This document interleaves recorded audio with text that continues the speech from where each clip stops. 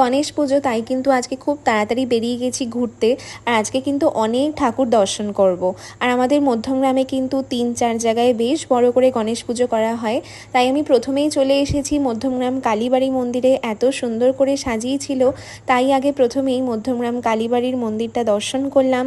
আর তারপরে আবার আমাদের মধ্যমগ্রাম চৌমাথার দিকেও কিন্তু একটা বড় করে একটা গণেশ পুজো হয়, সেখানেও দর্শন করলাম। করে তারপরে আমার ইনভাইট ছিল একটা বাড়িতে, সেখানে গেলাম, অনেকক্ষণ ছিলাম। তারপরে সবাই মিলে বেরোলাম গণেশ ঠাকুর দেখতে। আর কি সুন্দর ডেকোরেশনস করে সাজিয়েছে দেখো। এইখানে না প্রত্যেক বছরই ভীষণ বড় করে সমস্ত কিছু করে, আর খুবই ভালো লাগছিল কি সুন্দর করে সাজিয়েছে দেখো।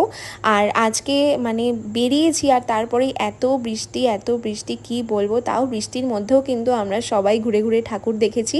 আর তারপরে একসাথে বসে সবাই গল্প আড্ডা করছিলাম, আর আমার ভ্লগই আজকে টিভিতে চালিয়ে দেখছিলাম। তো এইভাবেই আজকে দিনটা কাটালাম।